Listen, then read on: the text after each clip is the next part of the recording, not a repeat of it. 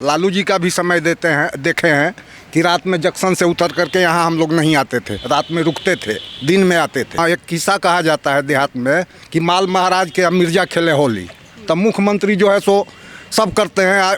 इनका नाम हो गया कि हम 1.5 लाख नौकरी दे दिए, अपने घर से दे दी। जो लोग तेजस्वी यादव के बात में आए वो लोग नहीं देखे थे उनका जंगल राज। आप बार बार महागठबंधन कर रही हैं। महागठबंधन के जो पुरोधा थे नीतीश कुमार जी हैं, जब नींव रखने वाला ही नहीं है तो महागठबंधन हुआ कहाँ? लॉ एंड ऑर्डर अगर ठीक है तो ही आप कोई भी कारोबार होगा, कोई भी बिजनेस होगा। हर आदमी अपना कमाता है और खाता है, लेकिन वो जब घर से कमाने निकला और सही सलामत अपने घर पहुंच जाए, ये बहुत बड़ी बात है। और एक समय ऐसा स्थिति था कि घर में जब थोड़ा सा भी 1 आध घंटा लेट हो जाए तो लोगों को चिंता बढ़ जाता था। ये वो जंगल राज का उदाहरण था कि जंगल राज इसीलिए कहते हैं, मतलब कि जंगल राज का मतलब था उस समय कि आप घर से निकले हैं तो सही सलामत वापस आइएगा या नहीं आएगा। शाम में महिलाएँ अपने घर से निकल मार्केटिंग करने या किसी रूप में जाना संभव नहीं रहता था। 6-7 बजे आदमी शाम हुआ घर की महिलाओं को घर आ जाना था। आज पटना में भी देखिए तो अब 12 बजे 1 बजे तक महिलाएं मेन टाउन में घूमती हैं, कहीं कोई दिक्कत नहीं है। तो जंगल राज तो रहा है।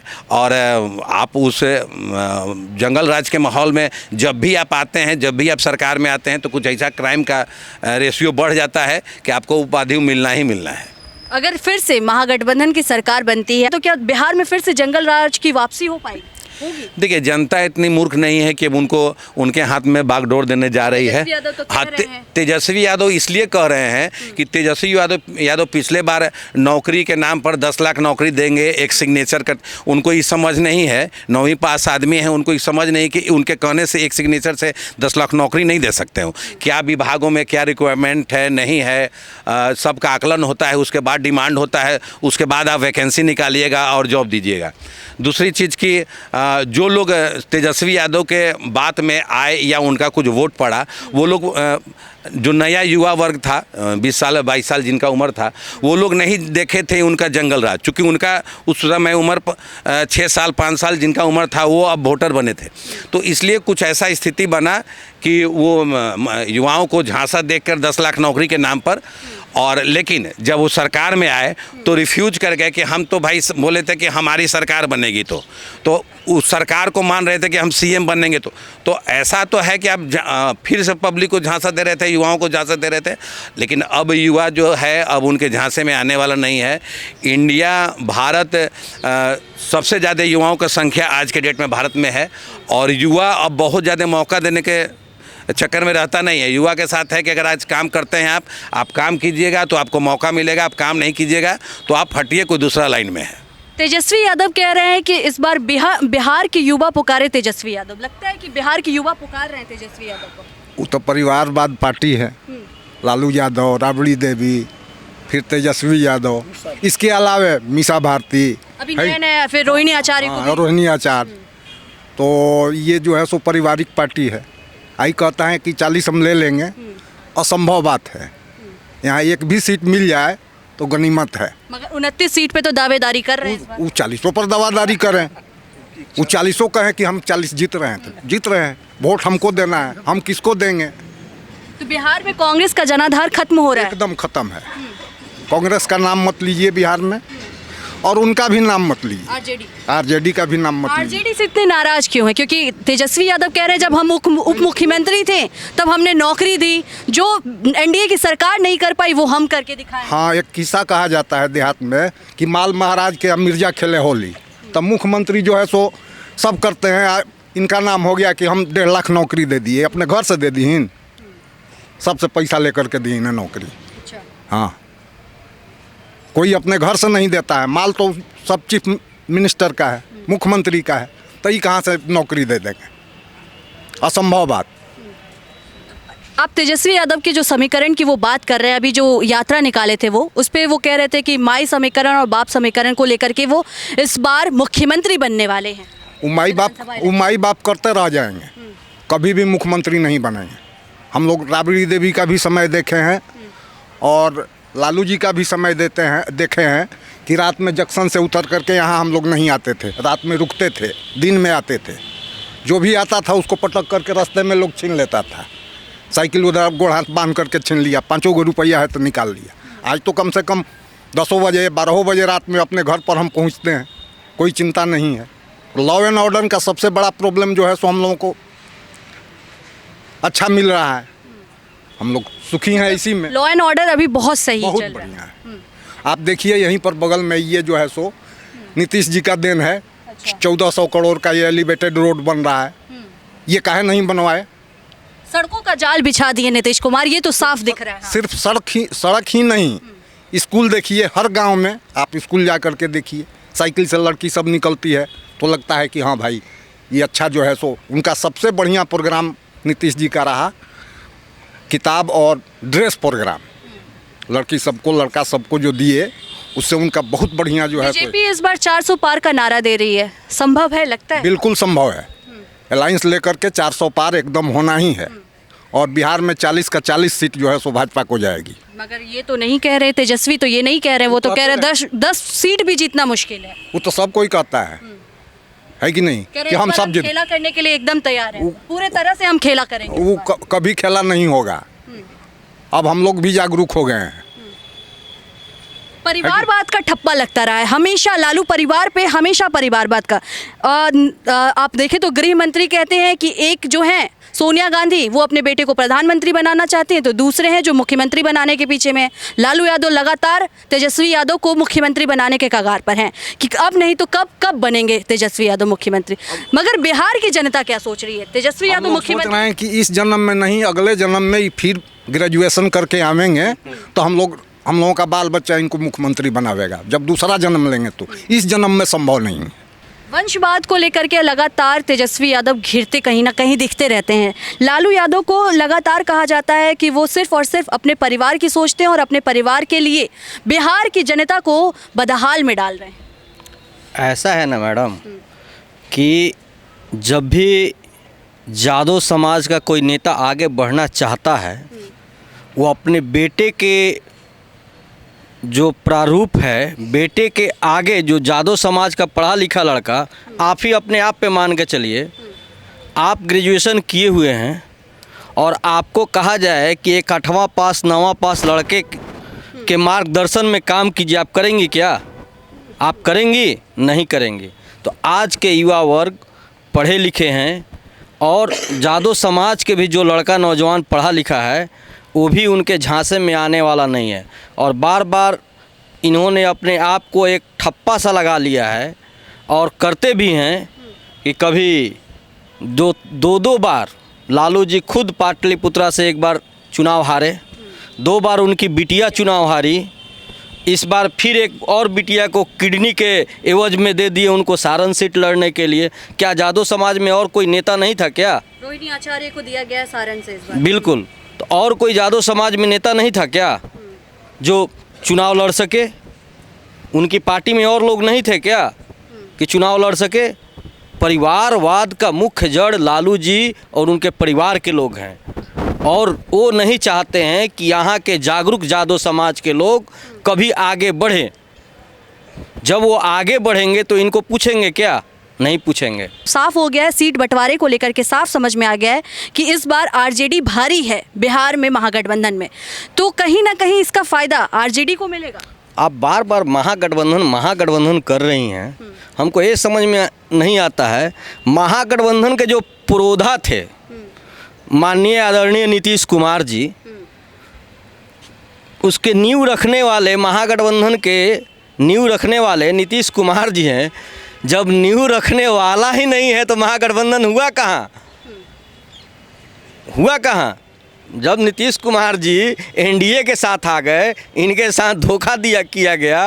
ये जो है ना, ये अपने सत्ता के लुप्त जो पार्टियां हैं, जो 4-5 पार्टियां हैं, इनकी गठबंधन है, महागठबंधन नहीं है। यहाँ राजद की चलती है और राजद कहेगा कांग्रेस को कि कान पकड़ के उठ बैठ करो, तो कांग्रेस कान पकड़ के उठ बैठ करेगी। माले को कहेगा कि उठ बैठ करो, तो माले भी उठ बैठ करेगी। नेशनल पार्टी है कांग्रेस और ये राजद मतलब आरजेडी एक क्षेत्रीय पार्टी है। फिर भी कांग्रेस अब आरजेडी के आगे झुकती हुई कहीं ना कहीं तो दिख रही है, क्योंकि 2019 में आरजेडी के पास और कांग्रेस के पास सीट, मतलब कांग्रेस के पास सीट सही था, इस बार 9 सीट पर ही सिमट रही है बिहार में कांग्रेस। 9 सीट तो गठबंधन में न लिए हैं, जीतेंगे तब तो, जमानत बचेगी तब तो। 40 की 40 इन जो पांचों लोग का अलायंस है, ये 40 की 40 सीटों पर जमानत बचाना मुश्किल हो जाएगा इस बार। युवाओं ने इस बार ठाना है और मोदी जी को 400 पार कराना है। मगर एक बार ये भी तो कहा जाता है ना कि बीजेपी की सरकार मतलब जुमलेबाज सरकार, विपक्ष तो यही कह रहा है लगातार। आरजेडी भी, लालू यादव कह रहे हैं कि अगर मोदी किसी से डरते हैं तो सिर्फ लालू यादव हैं। वो लगता है कि लालू यादव से मोदी डर रहे हैं। आप मोदी की तो बात छोड़िए ना, यहाँ का एक आम जनता किसी से नहीं डरता है। वो तो प्रधानमंत्री हैं और मुख्यमंत्री हैं, किसी से कोई क्यों डरेगा? आप ही बताइए, आप किसी से डरती हैं क्या? आप माइक लेकर दिन में रात में 12 बजे कभी भी बिहार के सड़कों पर, बिहार के ग्रामीण क्षेत्रों में घूम रही हैं। यही सिपारा का एरिया है ना। इस एरिया में मैं सन 99-2000 की बात कर रहा हूँ, दोपहर के 12 बजे भी आने में यहाँ डर लगता था। यही सिपारा की एरिया में आने में भी डर लगता था। और अभी आप 3-4 बज रहा है और आ कर के आप घूम रही हैं, भीड़ भाड़ का इलाका है, केंद्र की परियोजना नज़र आ रही है, बहुत सारी परियोजना है, हो रही है, तो डर किस बात की? हम डरेंगे किससे? हम क्यों डरेंगे? क्या लालू जी हमें खाने के लिए देते हैं क्या? या तेजस्वी जी हमें खाने के लिए देते हैं? नहीं देते हैं। हमारी अपनी परंपरा है, हमारा वोट है, हम किसको देंगे वो हमारे ऊपर निर्भर करता है। ये हमारी विभक्ति की आज़ादी है और हम किसी से डरने वाले नहीं हैं। मोदी जी डरते क्या हैं? काहे किसी से डरेंगे? मोदी जी से लालू यादव तो यही कह रहे हैं कि अगर सत्ता से कोई हटा पाया बीजेपी को तो ये सिर्फ और सिर्फ लालू यादव ही कर पाएंगे। सत्ता से हटाने के लिए तो बीजेपी ने सत्ता में लालू जी को लाया किसने था? किसने लाया था? आप ही बताइए, जानकारी रखिए। सत्ता में लाया उनको किसने था? बीपी सिंह सत्ता में इन्होंने राजद तोड़ करके आया था और सत्ता में आए, और सत्ता में जब आए तो इन्होंने बिहार को बदहाल कर दिया। अपने साले को आगे किए, भाई को आगे किए, और उसके बाद अपने बेटे बेटी सारे लोग को आगे करते जा रहे हैं। युवाओं को, यहाँ के जादव समाज को उन्होंने दिया क्या? हम तो पूछते हैं कि जादव समाज को उन्होंने दिया क्या? कुछ नहीं दिया। जाति जनगणना की बात होती है तो तेजस्वी यादव अपना एकदम सीना ठोक करके आगे खड़े रहते हैं कि हमारी सरकार में जाति जनगणना संभव हो पाया है। देखिए, पहले आज तक चर्चा भी नहीं हुआ। देखिए, अब मैं बता रहा हूँ, जब जातीय जनगणना पर जब आप आ रही हैं तो जातीय जनगणना में कहीं ना कहीं भाजपा का भी रोल था, उन्होंने भी समर्थन किया था। और माल महाराज के मिर्जा खेले होली, ऐसा नहीं होता है। ताली यदि कप्तान को तो गाली, कप्तान को तो ताली भी कप्तान को। उस समय के हमारे बिहार के मुख्यमंत्री नीतीश कुमार जी थे, और नीतीश कुमार के कारण ही जातीय जनगणना हुई या जो भी हुई, विकास कार्य में जो भी हुआ उनके अनुभव से हुआ। चूँकि वो इंजीनियर का दिमाग था और इंजीनियरिंग दिमाग की वजह से हुआ, एक 9वीं फेल के वजह से नहीं हुआ। हमको कहना है कि हम तो कल प्राइम मिनिस्टर बन जाएंगे, तो मैं बन जाऊंगा, मैं अगला सीएम हूँ, मैं अगला सीएम हूँ। आप मानने को तैयार हैं? मैं अगला नहीं, मैं अगला। लालू यादव तो यही कहते हैं कि अगला सीएम तो कोई होगा अगर बिहार का, तो वो सिर्फ और सिर्फ तेजस्वी यादव। पहले हमारी बात सुनिए। आप मानने को तैयार हैं कि अगला सीएम मैं बनने जा रहा हूँ? आप मानने को तैयार हैं? आप आरजेडी पार्टी से हैं? आरजेडी से नहीं है, हम किसी पार्टी से नहीं हैं। आप मानने को तैयार हैं कि मैं अगला सीएम बनने जा रहा हूँ? वो तो बिहार की जनता माने ना। तो वही बात, अभी आप कैसे कह दें कि बिहार की जनता माने? तो वही बात है, बिहार की जनता मानेगी ना कि अगला सीएम कौन बनेगा, अगला पीएम कौन बनेगा। यहाँ के मतदाता बंधु मानेंगे कि अगला मेरा यहाँ का सांसद कौन होगा, यहाँ विधायक कौन होगा, यहाँ का मिनिस्टर कौन होगा, यहाँ का मुख्यमंत्री कौन होगा। यहाँ के युवा वर्ग, यहाँ के मतदाता न मानेंगे कि हम अपने मुँह मियाँ मिट्ठू बनते रहें और कुछ करना है नहीं है, मुँह मियाँ मिट्ठू बनते रहें। ऐसा थोड़ी होता है। राबड़ी देवी अभी विधानसभा में कह रही थी कुछ दिन पहले कि जब से एनडीए की सरकार बिहार में फिर से हुई है तब से महिलाओं के रहती हैं, तो आप खुद इस पर आकलन कीजिए कि महिलाओं के साथ कहाँ दुर्व्यवहार हुआ है, कहीं आपको नज़र आया है तो बताइए।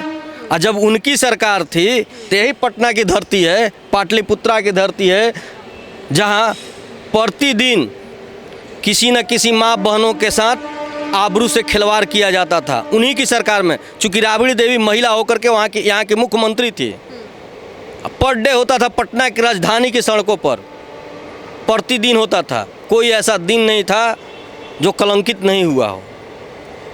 और वो आरोप लगाए कि एनडीए के सरकार में ऐसा हो रहा है, ये तो अच्छी बात नहीं है, शोभा नहीं देती, उनके मुखार बिंदु से शोभा नहीं देता है। 2024 चुनाव को लेकर के क्या चल रहा है? सबसे सिंपल चीज़ है, अपना तो मोदी आएगा। क्यों मोदी क्यों आएगा? कांग्रेस में नहीं है, राहुल गांधी नहीं है। राहुल गांधी क्या है जो जिसको अपने मातृभाषा बोलने नहीं आता हो, जब भी चुनाव होता हो किसी स्टेट का चाहे कहीं भी, वो अपने नानी के यहाँ जाता हो तो भैया आप नानी के यहाँ रहो ना, क्या दिक्कत है।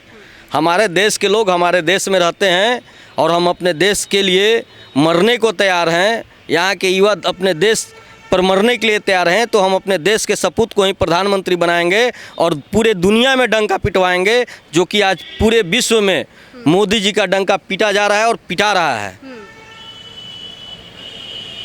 आप हमेशा देखी हैं विश्व के पटल पर यहाँ के प्रधानमंत्री तक का ना अमेरिका में पैंट उतरवा दिया गया था, यहाँ के बॉलीवुड के बड़े अभिनेता शाहरुख खान जी को ना एयरपोर्ट पर रोकवा दिया गया था।